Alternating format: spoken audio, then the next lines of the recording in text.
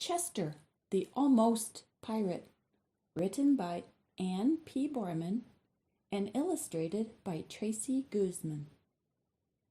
Monday was Chester's first day at Captain Grey-Fogg's pirate school. He pressed his nose up against the window as he waited.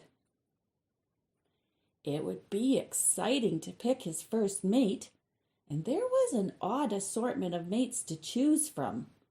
Parrots, pelicans, monkeys, and manatees.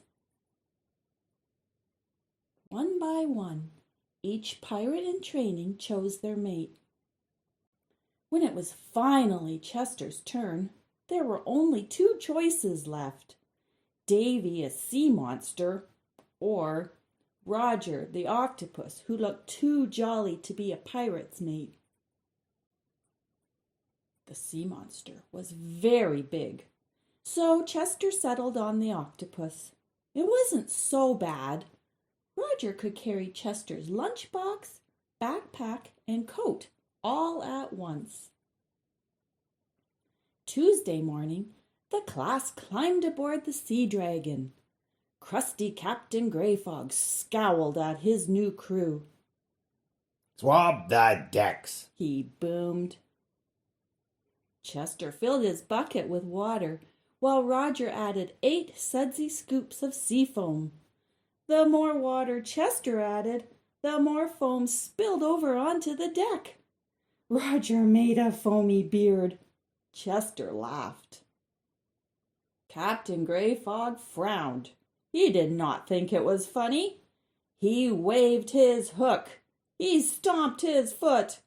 And that was when he slipped on the foam, slid across the deck, and splashed into the salty sea. "Blimey!" gasped Chester, peering over the side. Roger cannonballed off the plank to rescue him. They bobbed to the surface. "Arr!" Captain Grey-Fogg spluttered. "I very nearly drowned." He emptied several astonished fish from his hat. Wednesday morning, prickly Pirate Grey-Fogg showed the class how to make maps and mark them with X. Chester and Roger climbed into the crow's nest at the top of the ship. They took turns peering through the spyglass. Then Chester began drawing his map. That was when the wind blew them into a rocky cove. The Sea Dragon wobbled and lurched. Roger fell onto the map, squirting octopus ink all over it. "Blimey!" exclaimed Chester, hanging Roger up to dry. Chester frowned at his map. There was a blob where Roger had landed. He hung his map beside Roger. "Land ho!" Chester suddenly remembered to call. Captain Grey-Fogg glared and waved his hook. "Arr!" he shouted back. "We very nearly sank." He had Roger tow them back out to sea. On Thursday, Grumpy Grey-Fogg taught the class how to be scallywags. "Pirates slurp and loot. They burp and toot. They never say sorry or excuse me." And that was when Roger remembered his breakfast of crabs and clams.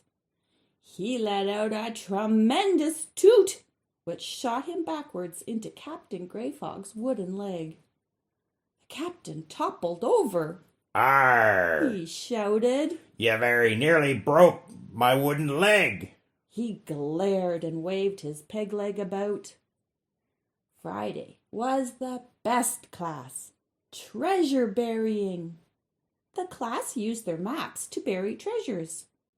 Chester wasn't exactly sure where to bury his chest. His map had Roger's blob on it. So he picked a shady spot and started digging. Roger held the map and admired his blob as Chester dug out a marvelous hole. "What be this?" grumped Grey-Fogg, snatching the map. And that was when he tumbled backward down Chester's hole. You very nearly buried me. Captain Grey-Fogg bellowed to Chester and Roger, who were just then peering down at him. Saturday morning, Chester stood in a lineup. It was the day that Captain Grey-Fogg's crew got their pirate eye patches.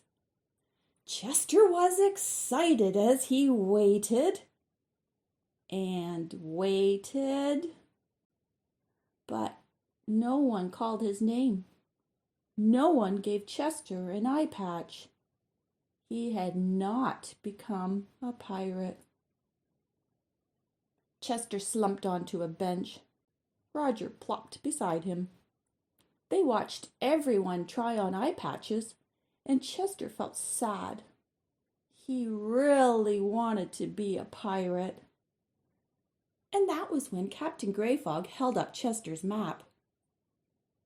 Chester's skull picture will be the new pirate flag, he boomed. Actually, began Chester, that's not a skull, that's Roger. Captain Grey-Fogg hoisted the new pirate flag up the mast of the Sea Dragon. Chester and his Jolly Roger are honorary pirates. Chester jumped off the bench. A pirate's life for me, he cheered. Roger waved his arms, which is how an octopus cheers. And that was when Captain Grey-Fogg finally smiled.